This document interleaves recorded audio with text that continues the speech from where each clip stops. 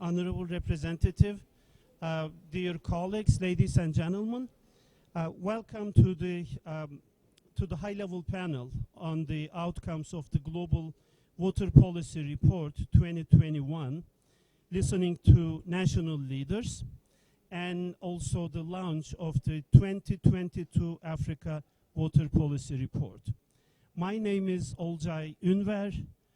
I am with the Arizona State University as an academic, and I am a member of the Water Policy Group, the group that produced both the global and the Africa regional water policy reports. The group was created in 2018 with water professionals and leaders who have been instrumental with governments, and has taken a global survey of water leaders and produced 2 reports that we will be presenting and discussing here. The 2022 Africa Water Policy Report will be launched here, and it will be, the report is available on the seats. You may have seen it already, and it is available, downloadable on the internet. So the high-level panel today will be in 5 parts.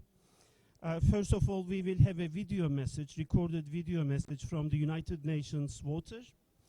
Then we will have the keynote address from Honorable Minister Adamu, the Minister of Water Resources of Federal Republic of Nigeria, and the Vice President of MCAV for West Africa. Then I will make the presentation of the 2 reports, and there will be a panel discussion on the findings of the report, together with interaction with yourselves, the audience. So with this, I would like to now start the video message from the United Nations Water.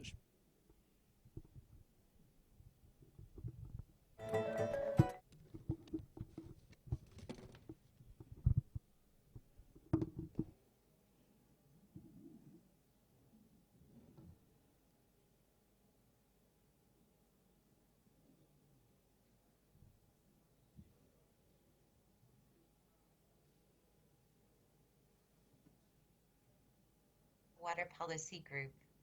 On behalf of the UN Water family,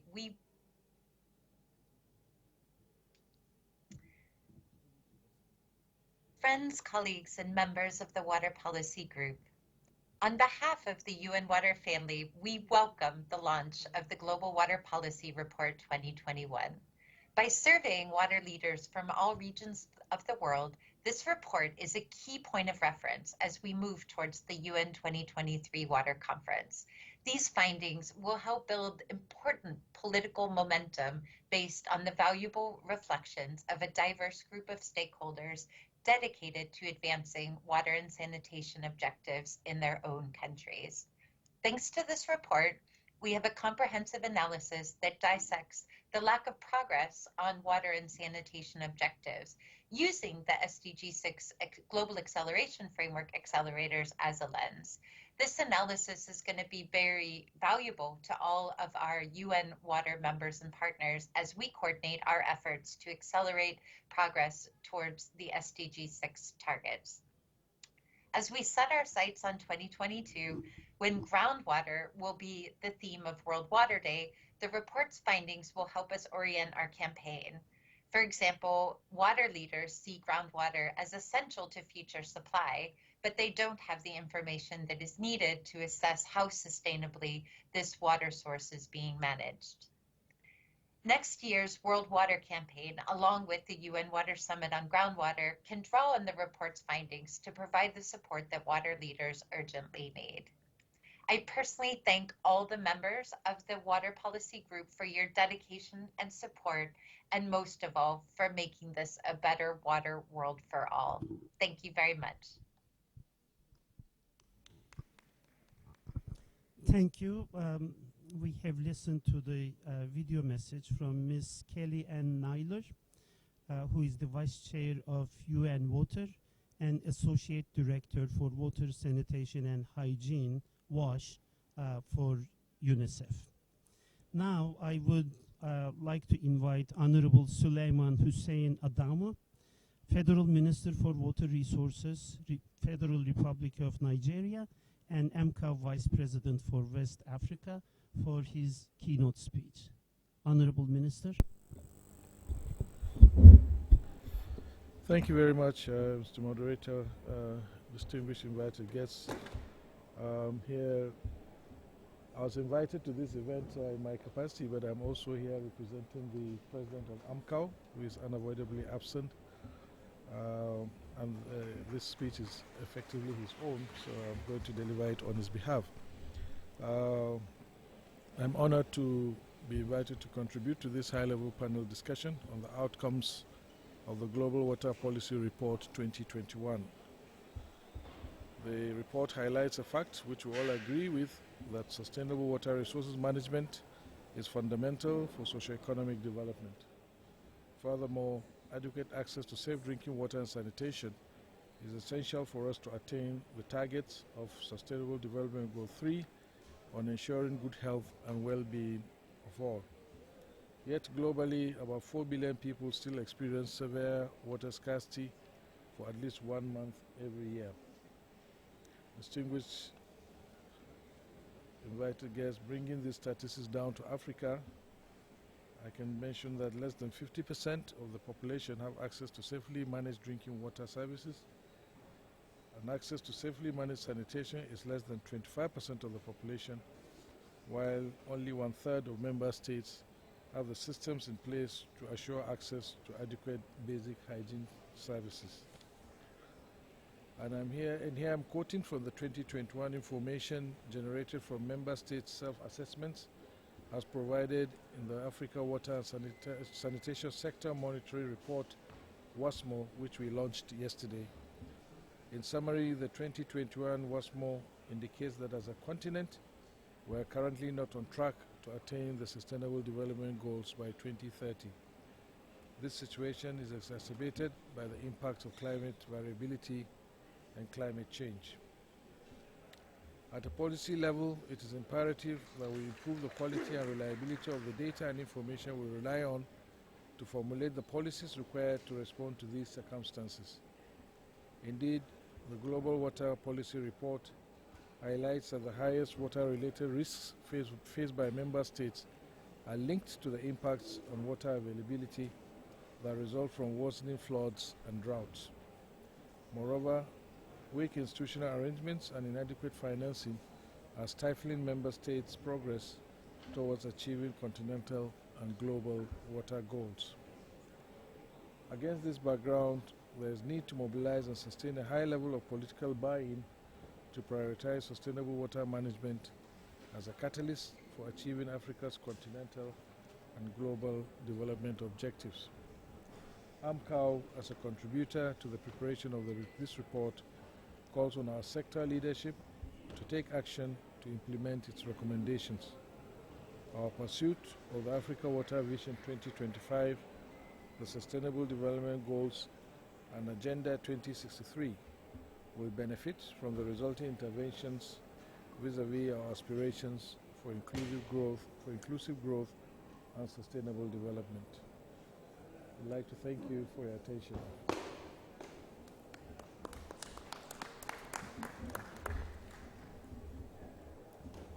Thank you, Mr. Minister. With your permission, I would like to present the Global Water Policy Report now. That will be setting the basis for the panel discussions this afternoon. The Global Water Policy Report 2021 and the Africa Water Policy Report 2022 have been prepared by Water Policy Group, which is a network of water leaders who have been decision makers in international organizations and governments. And the 2021 Global Water Policy Report has been launched during the World Water Congress in November in Korea. And today we will be launching the 2022 Africa Water Policy Report that accompanies the global report and is based on the same database as the global report. The report is the outcome of an extensive survey of water leaders who are ministers in national governments, water agency heads, and trusted high-level advisors, water advisors of governments. And it has been responded by over 100 respondents from 88 countries. So those 88 countries represent 70% of the world population. And in Africa, the responses have come from 26 countries, representing about 2/3 of the African population again. 58 of the 88 respondents are government ministers, current or previously serving in national governments, and 24 were senior high-level advisors or water agency heads. So we are really looking at the priorities, concerns, and opinions of water leaders from around the world. The survey had 3 areas of inquiry. It looked at the water risks and challenges from the perspective, from the lens of national water leaders.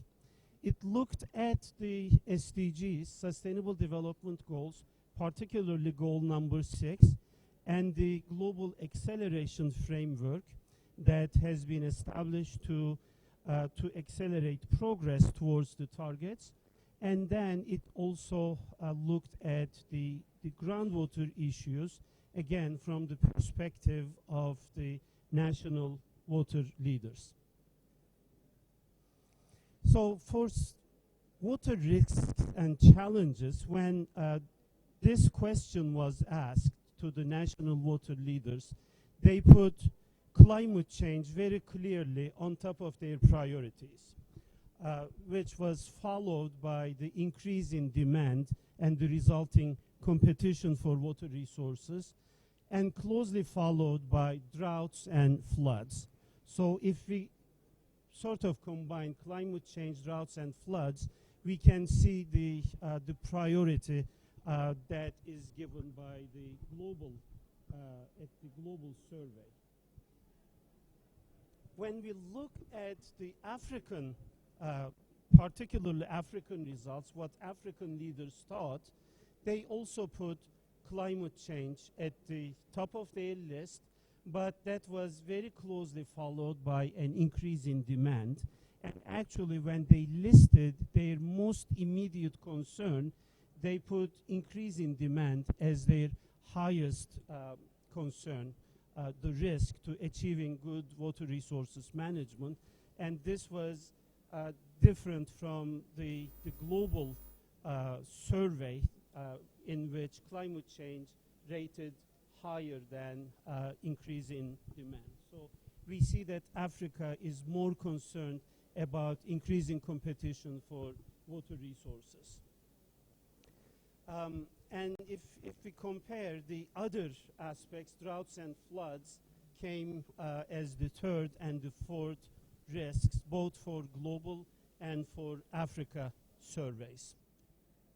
The challenges, when we asked the water leaders, the ministers, what their challenges were, the global response was that at the top of the list was priorities. The lack of prioritization of water issues in national governments came at the top of the list, followed by equally by institutions and infrastructure.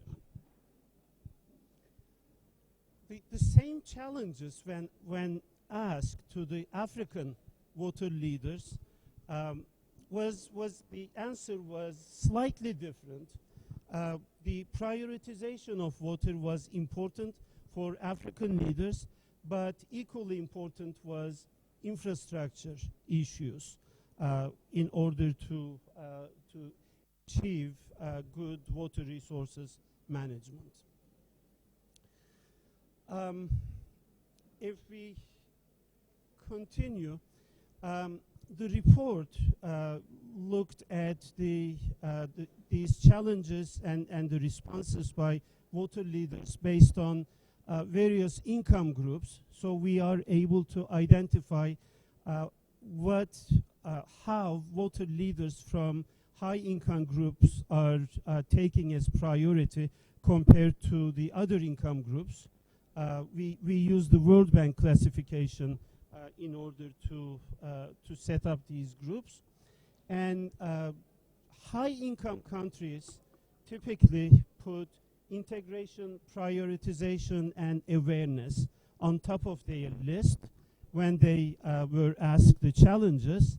And as income level decreases, then the data, the lack of data, lack of infrastructure, and lack of legal structures became more evident, more important for the water leaders. We have also asked them their perspectives regarding the achievement of the Sustainable Development Goal number 6, and the overall response was that a large percentage of the ministers and the water leaders thought that achievement of Sustainable Development Goal number 6 targets are challenging or impossible. That there was a differentiation between all countries and lower income countries. The lower income countries thought the targets were more challenging, less possible to achieve, whereas higher income countries thought that the challenges were manageable and reachable. Then we also asked the question regarding the global acceleration framework of the United Nations, which are financing data and information, capacity development, innovation, and governance, and improvements in these in order to accelerate progress, achieving the targets of SDG 6. And the global response pointed out to two accelerators, finance and governance, very clearly, put these two on top of the agenda. And again, as you could expect, lack of financing was more important for lower income countries, and governance was more important for the higher income countries in terms of challenges. We also had a number of questions about the impact of COVID-19 regarding the priorities of water resources in national policies, and there was a division. 47% of the respondents said that there was no change in the government's concern for water resources. But when it comes to WASH, drinking water and sanitation, the number increased and became almost 60% globally. The same figures for Africa were quite different. Africa thought WASH was very important. 72% thought that COVID-19 made WASH even more urgent for the government, and 56% thought that government concern about water management in general had increased as a result of COVID-19. We asked the leaders about groundwater issues. As you know, groundwater is the theme for the World Water Day this year, and we asked if groundwater was important for the water supply in countries globally and in Africa, and what were the issues for groundwater.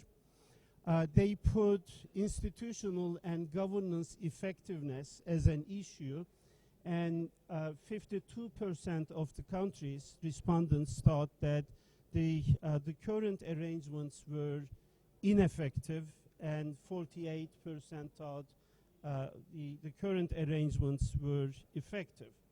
And as you would expect, there is a breakdown of this in terms of income levels and regions.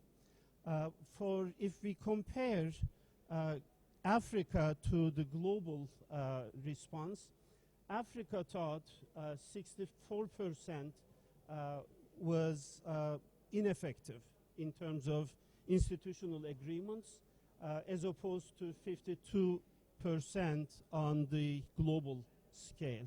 So institutions are more important for Africa. So in a nutshell, the Global Water Policy Report indicated that highest risk to achieving water management goals of national governments is climate change and the impacts of climate change. And the greatest challenge is the lack of integration and lack of prioritization of water issues in national policies, national agendas. COVID-19 has limited influence on government priorities, and there is a divide when it comes to the adequacy of the development assistance from donor countries to the recipient countries. The recipient countries responded saying that the development assistance was inadequate, and the developed countries responded saying that the development assistance could be sufficient, but the capacity to use it was insufficient. And everybody agreed that groundwater was essential for them, for their country, but it was not used and managed sustainably. Comparing overall responses with those from Africa, we see that the water leaders in Africa are more concerned about risks of increasing demand for water resources. They are more concerned about inadequate and inaccessible water data and information, and they are more confident that their governments are increasing their attention to water issues as a result of COVID-19.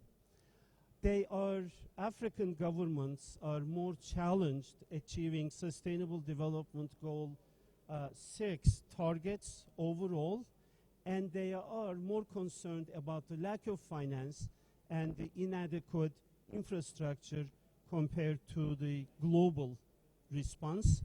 They are more concerned about the adequacy of international development assistance, and more conscientious about the importance of groundwater, particularly with the enforcement and monitoring issues.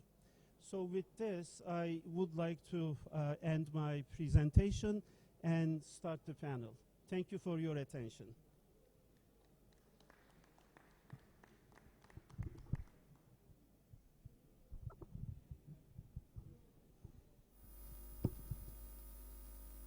Now I would like to introduce the distinguished panelists. Honorable Süleyman Hüseyin Adamo, Federal Minister for Water Resources of Federal Republic of Nigeria. Honorable Representative Vincent Willie II, Co-Chairman of the WASH Legislative Caucus from the Republic of Liberia, and Mr. Henk Oving, the Special Envoy for International Water Affairs, Kingdom of the Netherlands.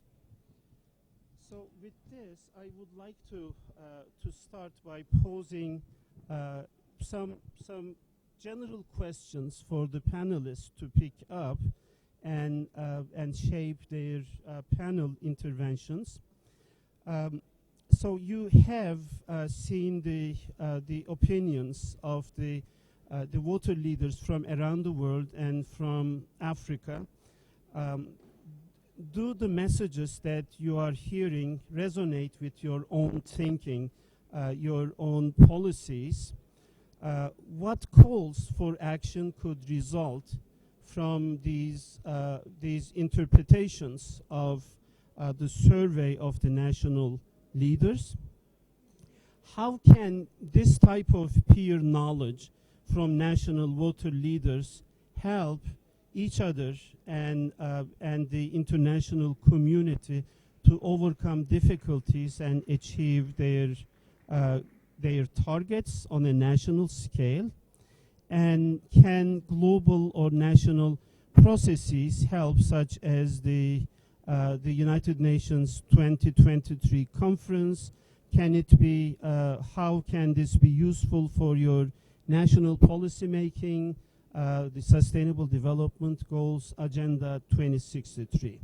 So with this, I will stop here and ask the Honorable Minister to for his intervention.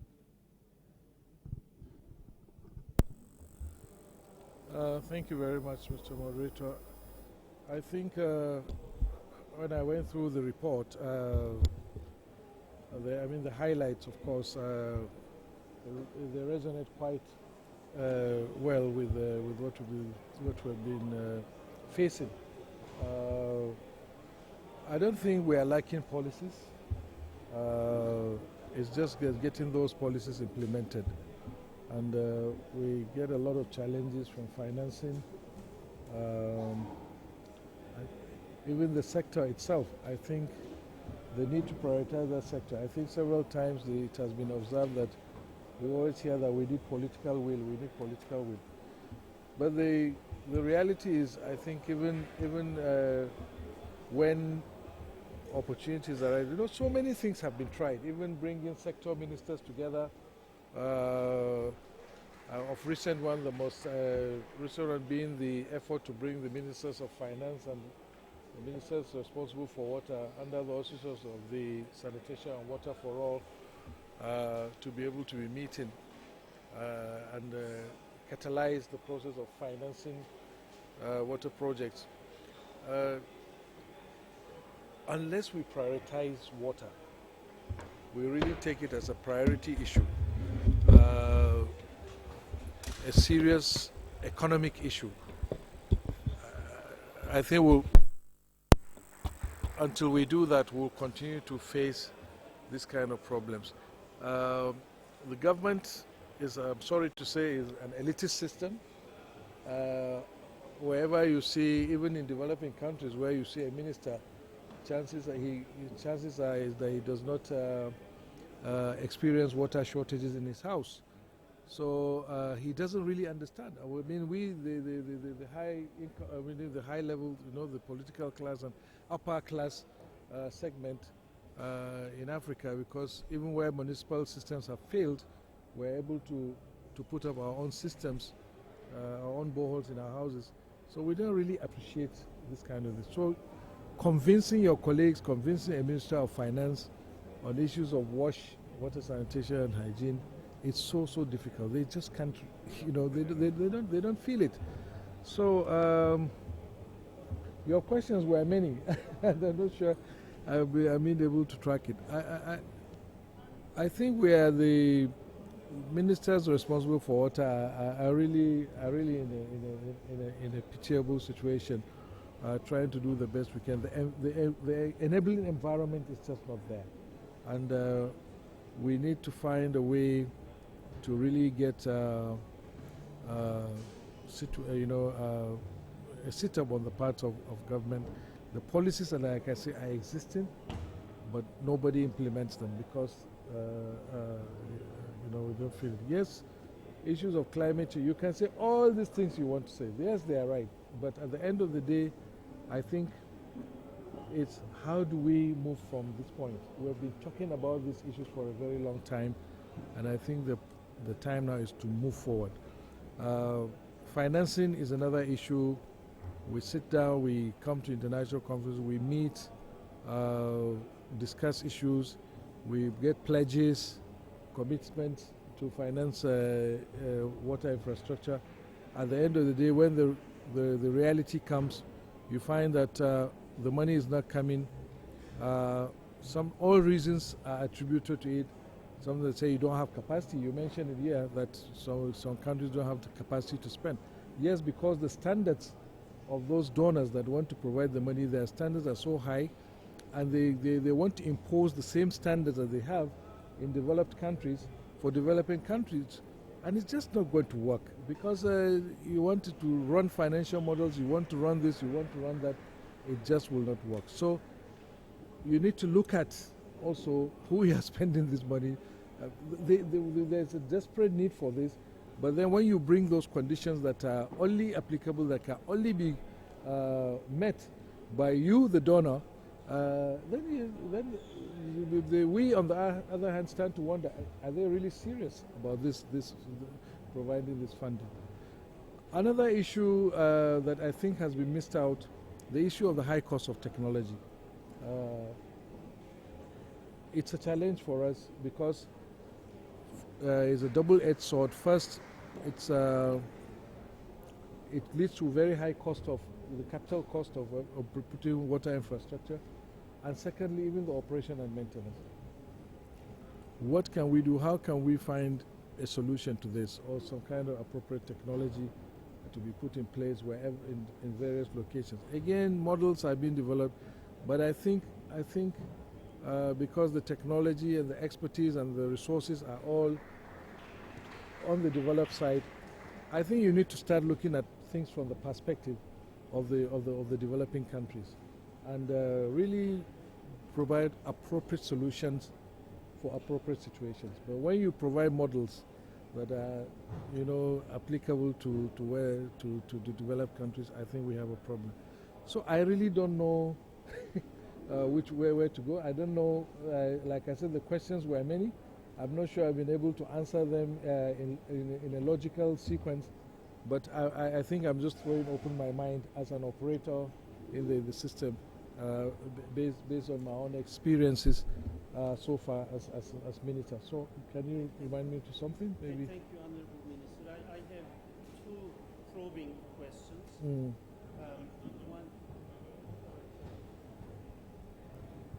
I have two probing questions. One is about climate change, because climate change came so high on the agenda of the water leaders. Do you think, in your capacity as a minister in the national government, but also as a vice president of MCAL, that governments are able to mainstream water issues in their climate change plans, programs, and projects? Is water adequately there? Yes, it is. I'll tell you, for instance, in my own country, I think we have been responding to climate change issues since the 1970s, where we had a very serious drought. That led to the creation of river basin development authorities. We have 12 river basins. We incorporated issues like irrigation and rural development into them, provision of water supply. So climate change is, yes, it's there, it's very important, and especially for some countries in the sub-Saharan Africa. We have scarcity, but then again we also have, in some places like the coastal regions, we have excess of water. So, and every year between the parliaments and the communities, everybody is saying do something, do something. But again, the huge capital cost involved is where the issue is, and that's where it's a major issue for all of us. It's not only that it is there, but it's also the fact that we are kind of helpless because the resources required to deal with those kind of situations are very, very enormous. So the second segment? As the MCAL vice president, do you think the policies for climate change incorporate water resources adequately? For example, when governments go to the the Green Climate Fund, do they have water projects in their proposals, or does this need to be improved? Well, they are.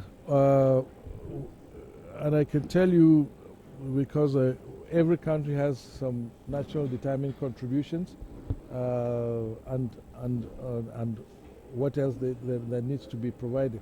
So we've all subscribed, right from the COP21 conference. I think we have subscribed to the issues of climate change adequately. We're mainstreaming them into our policies. In my country, for instance, the Environment Ministry wants to know what we're doing regarding provision of water supply. We're converting irrigation systems from diesel, even the fact that they are no longer affordable makes it imperative for us to look for solutions. So, and thank God, things like solar power, its cost is coming down. So we're already moving in that direction in so many, in our policies and everything. But again, the difficulty is that, yes, these funds are available, but I made the point that it's difficult for us to access these funds because the conditions that are laid to leverage on this kind of assistance or grants or loans or whatever you have the financing, sometimes we don't have the capacity to do that, and that is what we need to tackle, and it requires both sides of the divide to be able to find a solution to this, I think. Thank you. As a matter of fact, capacity came out as a major issue to be tackled, and I'm glad that you mentioned that. Absolutely. Now I would like to go to the Honorable Representative Willie and ask him in his dual capacity, both as a lawmaker but also an advocate of WASH issues. What are your takes? Thank you very much, and let me say thanks for the invite. The debate of climate change, water, sanitation, hygiene across Africa cannot be overemphasized. For us as a country, and from our experience, when I was listening to the minister, he struck a few things that I want to speak to quickly. And his statement was very much fascinating with respect to policy.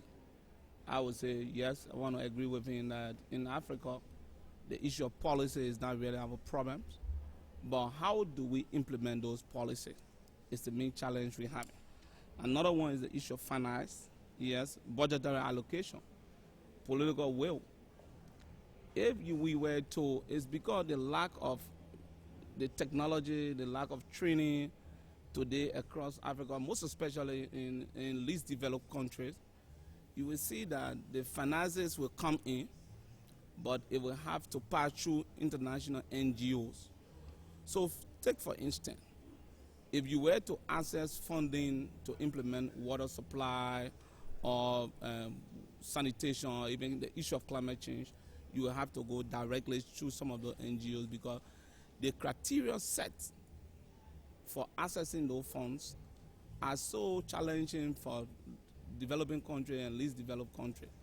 For us as a country, Liberia, and as legislators, what we have done with respect to the issue of the proliferation of WASH activities in various institutions, as you spoke about it, that is being spread out. Some of it was challenging, that it was in various ministries and agencies for us. Before the establishment of the WASH Commission in 2017, we have activities of WASH going on in several ministries and agencies. So in 2017, after the passage of the law of the act in 2017, 2018, based upon our advocacies as WASH legislators, our WASH caucus. The caucus is comprised of members from the Senate and members of the House. So the chair is from the Senate, and I'm from the House. So we started the debate because it was something new in Liberia. We started the debate, and then the President Weah was able to appoint the commissioners and the executive director. We picked it up from there, started to work with them, And so what we did in the first stage was to ensure that we pooled all of the funds from the various ministry and agency. Our aim was to reduce, to curtail the proliferations of WASH activities that was spread in most of the institutions, like say Public Works, the Ministry of Health. So we as legislators started to pool all those funds from their various budget and put those funding into the commission so that we could synchronize the activities of WASH. So we successfully did that, and today you have the WASH Commission budget moving from 1 million up to 2 million now. So we've been struggling with it. And another issue is the issue of budgetary allocation. Like I said, we have a very tight envelope with huge activity. You have the issue of road construction, you have the issue of salary, you have the issue of health, and now to go and focus and pool the funds all as a legislator and directing most of the funds to WASH activity is challenging. We also have our Water and Sewer Corporation that is responsible for water supply and so forth. They are here with all the two deputies are here. The major support comes from international donors, and they are helping to build the pipes for all to ensure that the water goes in the community. But here, as legislators and as advocates, we were able to pull those fundings or reduce some of the law, and now the WASH Commission is operating as regulator. With respect to the issue of COVID-19 affecting the policies of water and sanitation in Liberia, yes. During the outbreak of COVID-19, government had several priorities. One of the priorities pillars were the pillars of WASH. It was just seen on the paper, but in actuality it was not functioning. So as WASH parliamentarians and as advocates, we were able to push the executive to say, hey, enough is enough. You cannot have this on the pillow, and then nothing is happening at all. So we called in the book, and then we have to relook at it. That's how most of the activities now are being diverted to WASH activities, and the WASH started to function fully. The commission started to function fully with respect to the supply of water, testing of water activities, and so forth. So yes, from our angle, there will always be the issue of the executive and that of the issue of the legislator. What the mind of the executive? The president here will have his own policy.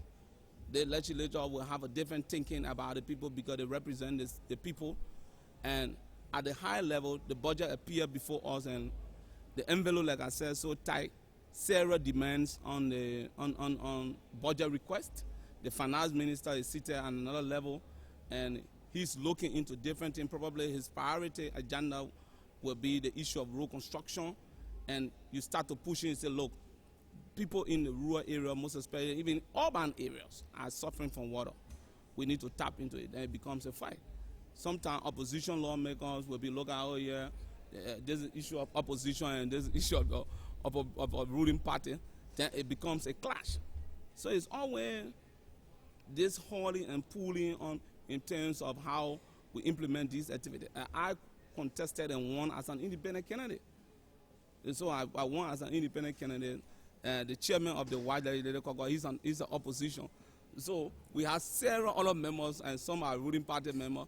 So it is now easy thing to get some of these things going through. But yeah, we actually been doing well. What have we done in terms of success is the issue of the establishing the WASH Legislative Caucus Secretariat. We've been working with civil society. Civil society have been pushing on. They've been doing a brilliant job to ensure that the advocate, we could not do most of these things in the absence of civil society. And that is why I like to say in the public gathering, a very big thank you to civil society actors that are in this house. They have been doing well, most especially from our angle. And so civil society were able to push up at a greater level to act. And that is why under that banner as Legislative Caucus, WASH Legislative Caucus, we are operating as one body and not as political, ruling party or independent, not opposition. But on the overall, there are laws. But the issue of financing is what we all need to look at. How do we access the funding like the ministers talked about? The last time when we were debating the issue of climate change, because I'm a member of the Climate Parliament, when we were debating the issue of climate change, the only thing we could do, we have CI International. CI International comes in and come in with the funding. In Africa, I think the only country, maybe one or two countries like Namibia or one or two other countries are accessing funding directly from the pool fund. For us, we'll have to go through international NGOs to access, and the standards are so huge. Some of the NGOs come back, they come with the expertise, they will have to import technicians, and some of the data being collected might not be collected fully because those people that have been used to collect the data. Take, for instance, road connection. Road connectivity is our problem too as well. Some of the experts, some of the technicians that are not Liberians, because of the lack of technologies that are in the country, they cannot work 7, 8, 9 hours to go and access the data or information from inaccessible areas. So there are huge challenges associated with the fight for extending water and sanitation across. But yeah, on the overall, we do agree that the issue of climate change has been raised. It's very much important. We have picked it up. We are aware that it's a serious call to duty, and as a legislator, we must act speedily. I may not get out of the question that you asked because you spoke about several other things, so except the specific question that you want me to answer, but from our angle, those were the two major things, two major actions that we took, was to synchronize WASH activity, pool all of the proliferations of WASH activities under one umbrella, place it under the WASH Commission, and also to ensure that the pillow during the COVID-19, the pillow of WASH was fully implemented. That's what we did. Thank you very much. Thank you, Honorable Representative. Just a probing question based on your responses. In your opinion, is there a political consensus in terms of the targets of WASH in particular and water resources management in general, or is this a politicized issue in your country? And if it is, then how should this be tackled? Well, in our country, it is not being politicized to a greater extent. There will always be politics in Africa. People will have interest, but at a greater level, we as working as one body, and that is why you have the WASH Legislative Caucus very active, that comprise of independent candidates, that comprise of lawmakers from the ruling party, some from the opposition. So it is not being politicized at our level. The only challenge we have in now is the issue of financing, budgetary allocation, technologies, training, and so forth. Those are the key things, the key challenges that we have currently. And that is why we continue to push for these things to happen. Of course, you are aware that we have a very tight envelope with respect to our national budget, with serious demands on our national budget. Thank you. Now I go to Hank. Hank, obviously, you are not a politician.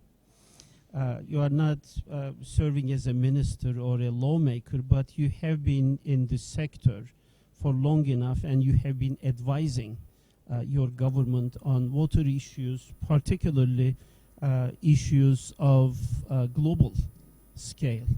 So with this, I would very much like to hear your thoughts about the findings of this report and how they can be useful in terms of the global processes of which actually you are representing your country. Thank you. And thanks for the observations and the presentation of the report as well. First, to be very honest, reading the report, there's nothing new. It's not that we don't know what's at stake. We fail on overcoming vested interests, past practices, and the gap in the SDGs. That is not to say that the report is not valuable, not at all. On the contrary, because we have to remind ourselves, apparently, constantly that we lag behind on every aspect, being it governance, finance, innovation, scale, replication, and across. So the report does pinpoint those vulnerable issues, but we've been doing this for quite a while. Second, we come from 2 years in a pandemic. 2 years, you could say, if it was not so hardening to the world, of a global campaign for WASH. Every day, every global leader, president, prime minister, king, queen, your mother, father, brother or sister said, wash your hands. But for billions of people around the world, washing your hands is actually impossible. And we didn't change course on WASH. So even with that political commitment and that attention in the context of knowing that WASH as a first line of defense could have helped driven scaling our WASH interventions, it didn't work. We all know that behind that there are a lot of reasons. Fragmentation is one. Fragmentation in the water space, for sure. Fragmentation in and within governments as well as across. And your minister, you alluded to this. It really doesn't make sense to talk to the Minister of Finance if she or he doesn't know anything about the water and WASH challenges. But we have to put water high on the agenda of the ones that don't talk about water. Last, perhaps, with the high-level panel on water and now with the UN 2023 conference next year, there is this understanding that putting water higher on the agenda of almost everybody is of critical importance. Ban Ki-moon always said water is life, and with that he was so much true, but also that makes it totally impossible to act upon. If water is connected to everything, we should not act on water, but we should act on everything. If energy, agriculture, food, health, security and so forth don't start to act, water can't drive that action by itself. It is only by making those cross linkages across policy and practice that we will be able to change course. Next year, 362 or 3 days from now, for the first time in 46 years, the world, and that is beyond the water world, the world will come together in New York on the issue of water at the first in 46 years, second in the history of the UN 2023 World Water Conference. That water conference, co-hosted by the governments of Tajikistan and the Netherlands, and I lead on behalf of the Netherlands that process, that conference has an option. We as a world have an option. Eh? We either choose that moment to come together and put action on the table and drive action forward, to stop what's not working, shy away from past practices and vested inventors, and step over to the things that work and scale and replicate them across and innovate where we need them, or it becomes a talk shop. A talk shop where leaders from the world will reiterate, more or less a bit like your report, the things we know without the action connected to that. We, as the Netherlands and Tajikistan, put for you this opportunity. A global pact on water to unite action across, from the ground up, in the very smallest sense. That could be capacity, innovation, data, analytics, political unity, small initiatives that can be scaled and replicated and ripple, bigger initiatives with larger donor funding capacity and across an enabling environment, data, knowledge and capacity, policy, practice and investment. Put that on the table of the global community so we can scale and replicate what works and stop what doesn't work. It demands that we understand these challenges and their interdependencies. It demands that we value water comprehensively, inclusively and innovatively. And it demands that we manage water at all scales across everything. But it also demands that the intervention is not a single one. We lack blue pipelines in the investment world. We come out of 2 years where we took everything off the shelf to secure economic development and job security. On the shelves are the pipelines of stupid infrastructure. It's not a diplomatic term, I know, but those are the ones, the failing infrastructure examples from the past. We haven't spent time enough to invest in the pipelines and the programs and the projects that do work. Assessment tell us that not even 1% of global investment in our economies and infrastructure is leading to a more safer and secure world. 99% is increasing climate change and is making us more vulnerable. But we focus as a global community on the 1% because it makes us feel good. We have to scale the 1% to 2, 4, 16 and a majority. And if we don't get there, it won't work. And that means consistency across all sectors and in our commitments, commitments that are true and that we want to see true, and continuity. That this fragmentation in a project approach becomes a programmatic pipeline approach where we can really scale and replicate and get to a more water secure world. Next year you have that opportunity. Now is the day to start it. The Netherlands and Tajikistan stand ready to work with you across the world, starting here in Africa, of course, too. My Prime Minister committed itself as a co-chair of the Africa Investment Water Program this morning. I will be working with you closely to see what we can deliver. But we have to make sure that we do this, and we need you all to work on this together. Thank you, Henk. This was extremely relevant and realistic, and you didn't want to be diplomatic, so we appreciate that. If I can have a follow-up question, you said something that is very true, that is something that we have been hearing in these forums and conferences all the time, that is water is connected to everything else, and therefore it's important. So we use that in order to underline the significance of water investments, investments into proper water resources management. But you showed us the other side of the coin, that is, if something is linked to everything else, then it's not actionable. You cannot act upon it. So from the global processes that you are involved, how hopeful are you, particularly next year, when the world comes together in almost half a century in a UN format conference talking about water? Are we going to continue talking to one another, water people convincing the convinced, or are we going to be able to engage successfully to make a change? Thank you. I think excellent question. When I said because it's connected to everything, you can't act upon it as a water sector alone. You can act upon it, but it demands action from agriculture, health, security, food, beverage, climate, nature, oceans, and beyond. And we see water across. Without water, it's women and kids that walk the wells. Without sanitation, girls. We know the gender gap. We know the generation gap in everything.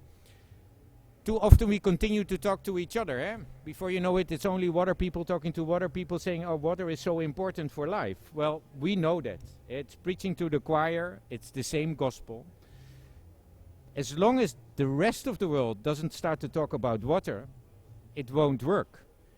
Of course, we have to reach out to the rest of the world, show them that investing in water trickles down across every sustainable development goals. If you put your dollars, euros, yen, or pound, or whatever currency you use into water, you will see health costs go down and health security go up. The gender gap decreases. Climate change is actually working. We work on security. So the value of investing in water trickles down across the whole of society. But that's not easy. It's complex. It's not easy in a very single-focused business case. But working together with the other sectors will show that return, that added value, that de-risk in the context of climate and add value in the context of this whole of society approach is going to be of critical importance to convince others to come in. Not alone, but again by this partnership approach. Next year's conference, is in itself only a moment. When I wake up April 1st, the conference is long gone. But then we want to see action. So the process leading up to the conference is not so much as to unite the water world, is to unite the world and bring the world to New York. The water world will be there in New York. You know, once every 46 years a party, we will be there, for sure. I'm pretty sure. It is on us to make sure that everybody else is there. That UN conference is not uniting water sectors across continents, of course also, because we see a lot of fragmentation in that too. But we can defragment better if we use the conference and the process leading up to that conference to come together from an agriculture, food, security, health, climate, gender, and so forth perspective. And then that will also do a call to the water world to get organized, to put their act together, to provide the opportunities to invest from the other sectors. Because I think that gap between us and the rest of the world is actually increasing the fragmentation. If we bridge that gap, we have the opportunity to do what's good, bring it to scale, and replicate it across the world, and also have the opportunity to stop, finally stop, with the things that don't work, that increase our vulnerability and decrease sustainability. So I think it is an opportunity, but it's not easy, and the crowd will look very different than today. Thank you. Thank you. We are obviously expecting a lot from next year's conference. Now I would like to go to the audience and have their perspectives, questions for the panelists. If you can introduce yourself and indicate who you are posing your question to. Thank you, Olcay. Is this on? Okay, great. Thank you. My name is John Oldfield from Washington, D.C. And Hank, I'm inspired by your call to action for action, if I might paraphrase there. Especially for those larger initiatives driven by governments in developing countries themselves. I think you're sharing the stage with one of those larger initiatives. I'm inspired by Congressman Vincent Willey's establishment of a parliamentary WASH caucus in Liberia. So 2 questions about that for Vincent Willey, if I might. How has that caucus been able to expand the world of WASH? How have you been able to expand and bring in health parliamentarians and education parliamentarians and gender parliamentarians to make WASH pivotal to sustainable progress on all of those other agenda items? And the second question might be to the minister from Nigeria, Your Excellency. Shouldn't there be a parliamentary WASH caucus in Abuja? Would that help with your work at the ministry to have broader, increased parliamentary support? I'm struck by that you might be looking at one of those significant, meaningful actions right there. Thank you. Thank you, John. Excellent questions. Honorable Veli? Thank you very much. With respect to our work and how we expand our activities, the first thing is I chair the House's Committee on Lands, Mines, Energy, Natural Resources, and Environment. We've come to realize that at our committee level, it's just a small number of people. And so to push WASH activity, we were able to move forward to bring in the Committee on Health, the Committee on Education, the Committee on Public Utility, and several other committees. And so we are, like I said earlier, we are groups of lawmakers, and we met and said, look, this is what we need to do, because water is life, like Hank said, water is life. Everybody know that water is so important. And just the morning, somebody was speaking to me and said, water is good politics. Because of that, we were able to convince everybody and put them across. And that have helped the work of the WASH Commission. Because he speaks to all, he speaks to the legislature through us directly. And we push a lot of things for him because we are united. And when it comes to WASH activity, it's not just one committee. So when it drops, all of the committee will have to pick it up because it's one body that's dealing with everything that has to do with WASH. So we were able to expand it by encouraging friends, encouraging colleagues from the Senate and the House. And that's what we have done so far. And I would like to encourage other countries here to be able to do such. to be able to help the minister. Because the minister will need a lot of push. If you want to do a lot of things, you need a group of lawmakers that will go and speak to the finance minister and say, hey, you need to do this thing for the Ministry of Water.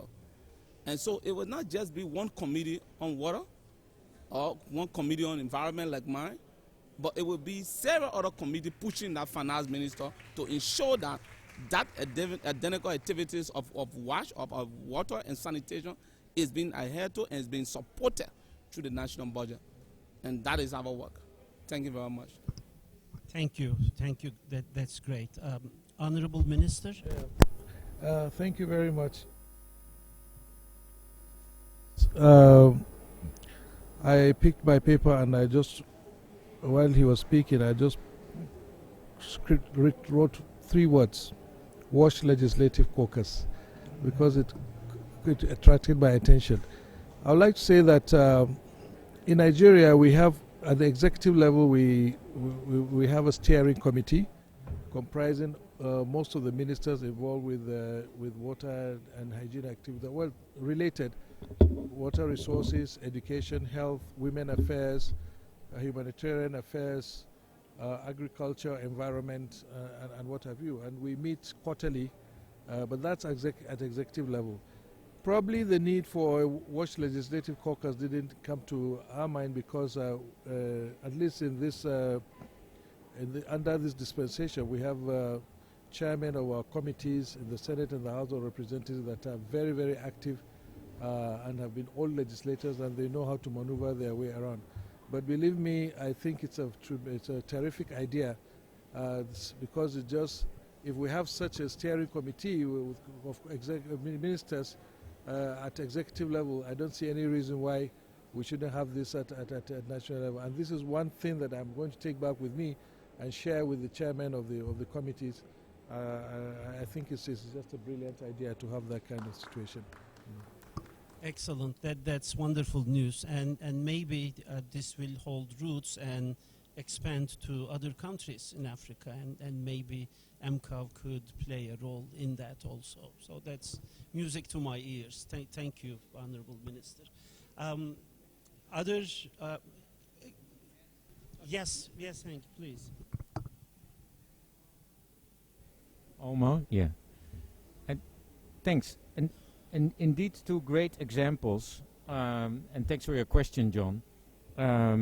How by innovating on institutionalizing WASH, not only politicizing, but institutionalizing a collaborative effort within a government and political body is of critical importance.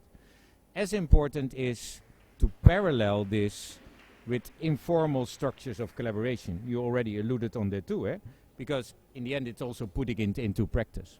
I started a program, not in Africa, but we're moving here in Asia. It's called Water as Leverage, really using water as a mechanism to speed up climate sustainable action in 3 cities: Chennai in India, Khulna in Bangladesh, and Semarang in Indonesia, 3 cities of different size. And what it does now is that it brings together local community, legislators, politicians, mayors in this water room without before that being organized around the topic of water, together with civil society, universities, capacity experts from those communities, but also from the world, and finance sector. So the ones that know how to spend and invest and help implement. And with that process that we support, water becomes indeed this enabler across all these different aspects of what those communities face when it comes to health, climate, gender, and beyond. And the solutions that are developed collectively have ownership in this political body that is not yet institutionalized but can be incorporated all the way into decision making, has ownership on the community level. So what you do actually can be seen through. There is a collective need connected to a collective ownership, and there's ownership from the finance sector to start to invest upfront. More innovative ideas that help spring, help catalyze innovative interventions to secure water sustainability. So This partnership approach, next to having this institutional capacity, is going to be a real, driver of change to make sure that we are scaling up water investment. So thanks for the great examples. Just want to make sure that there's this parallel approach, that we also focus on this enabling environment outside. Excellent. Thank you. Very smart and very promising. Yes. Please introduce yourself. Thank you very much. My name is Bobby Whitfield, and I'm the Commissioner, Chairman, and CEO of the Water, Sanitation, and Hygiene Commission of Liberia. Honorable Minister, I follow you a lot. I want to congratulate Nigeria for declaring a state of emergency on any open defecation. And I was listening to you in the hall yesterday when you spoke about criminalizing, open defecation.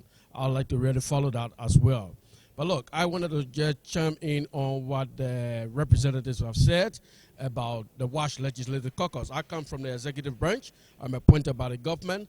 The WASH Commission is the equivalent of a WASH ministry in Liberia. We don't have a water ministry in Liberia, so the WASH Commission is the equivalent. We provide that regulation, leadership, governance of WASH. If we're going to achieve great results in WASH, we must have real good WASH governance. And to have that good WASH governance, we got to work around the clock, partner with everyone to have everybody's input. But the WASH Legislative Caucus have been very helpful, tremendously helpful to the functioning of the WASH Commission, because there are some times that we cannot get to His Excellency directly because of protocol. We talk to our colleagues in the WASH Legislative Caucus. They are able to get a message across, even though I'm from the executive branch, but a lot of other opposition politicians talking about the same thing can get the president's attention quicker. We've got increment in our budget because we've got that relationship, and the WASH Legislative Caucus is established for that. When they talk about the WASH Legislative Caucus in the first place, I was afraid. I was like, oh, okay, their role is oversight, lawmaking and representation. Are they coming to provide that oversight for the WASH Commission? But it later turned out to be they were coming to provide real, genuine support for the enabling of the work of the WASH Commission. So that's a really good model, and I would like to see that replicated across the world. Thank you very much. Thank you very much. That was more of a statement, but if any of you would like to. Okay. Yes. Coming to you. My name is Monsore Momo. I'm from Liberia. I am the Deputy Managing Director for the Liberia Water and Sewer Corporation. We are responsible for the water supply, pipe-borne water supply. We are responsible for pipe-borne water supply across the country, both sewage and that of the water. My question I have also a colleague, MacArthur Hilton. We're here represented by the institutions. My question goes to the panel that relating to governance and coordination within the water, urban water and sanitation. Governance in my country, we also have the responsibility of regulating as a corporations, public corporations. And also we have the responsibility to coordinate. The WASH Commissions also has the responsibility to regulate. My question goes to the Legislative Caucus of Liberia.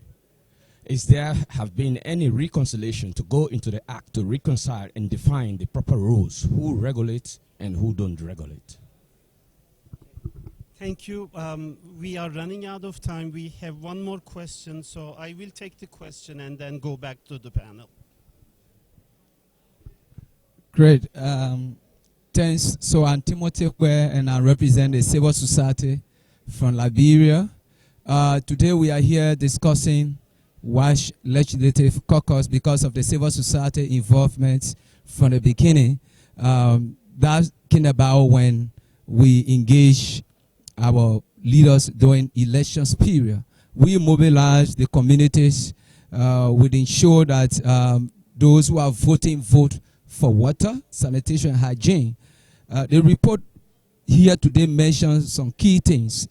Going from here, going back home, the issue of implementation is a very key challenging situation. We as civil society, we want to commend the government and development partners. But we think that the issue of implementation needs to be taken very seriously. And therefore, we will engage the caucus to ensure that those policies that are in place are well implemented to address the issue of governance and so forth. Thank you so much. Thank you. Now we are almost out of time. We have a few minutes. So I'm going back to the panel. Honorable Willett, for your response, then I will ask the Honorable Minister and Hank to make their concluding remarks. Thank you very much, and let me say a very big thank you for the excellent question. With respect to the both institutions in our country, and as well vis-a-vis the laws, the statute that established the both institutions. Just a few months ago, we were just debating how to have a strict measure to draw the thin line between the Water and Sewer Corporation and that of the WASH Commission. I agree with you. I have raised that in plenary several times in Parliament. Now look, we have given two regulatory power up. One, a little bit with the Water and Sewer Corporation, and one with the regulatory institution, that is the WASH Commission. So soon and very soon, as a WASH legislative caucus, we're going to put an end to that, and the both statute or the both act will be redefined and restated. But I can say, like quickly, like what Minister was saying, we did that, Minister, because all of the jurisdictions are not the same. Like other countries, you will see water and environment ministry, and other jurisdictions, you will see sanitation and environment ministry. So it is kind of a bit difficult to just deal with the committee. I chair Committee on Environment and Energy, Natural Resources. So it was because of that idea. So we decided to pull everybody from various ministries, various committees, all of our colleagues from other committees to come together and make that one WASH legislative caucus a powerful committee so that we all can work together in pushing the agenda of water. So that was the main reason, Minister. Thank you. Honorable Minister. Thank you very much. One very big takeaway for me from this is this legislative caucus. I think for under the African context, it's very, very important that people sit and talk together in one room, and definitely it's something I'm going to look at. But I still want to go back to my friend and others that are involved in development and policy of financing and interventions in the global sector, that I think it's time, just like we did in Nigeria with the president declared a state of emergency on water, sanitation, and hygiene. Maybe this conference, the declaration for this forum, the draft has already been there, but I look forward to a situation where next March there is a declaration by the world of a state of emergency on WASH. And please let us again have a global approach to this issue. It amazes me how we're able to eradicate polio in the world, how even the COVID-19, the pandemic, is being addressed. Every time you switch on the TV, that's all the discussion about. Why not about water? And water is the major building block of every citizen. Why is it that we take water for granted? I think the narrative needs to change globally, so that corporations and so that are spending money on other things will pull resources and commit them to water, and then put more research and into lowering the cost of water for infrastructure for developing countries, and bringing out new innovations for us to be able to stop this discussion at some point. At the time, we need to come to a point where we take it for granted that water is there and available for everybody. Thank you. Thank you, Honorable Minister. Hank, your 1 minute closing remark. Close to my heart, Minister. Thank you very much. And I would actually say let's declare that emergency now and use the year to come to get to that action that we can put on the table next year. There are two reasons why, I guess, next to many others. One, from the water world, sector, policy, investment, we're always very practical. So even in the biggest emergency, we try to find solutions. So we depoliticize the issue of water with that. We always find a way, even if it's a small step forward. Second, it is what we talked about too, is that water you find everywhere else in your organization, the political agenda, and society. And that also doesn't help.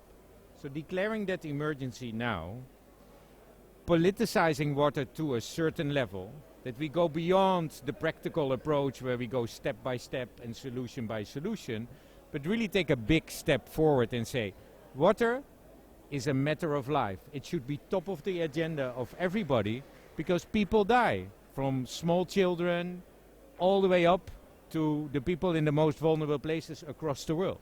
We can stop that too if we come together.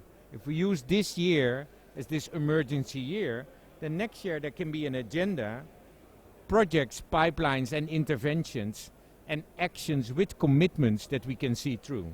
So I join you in this call to action. I really want to thank you for your contributions too and look forward to work with you in the months to come.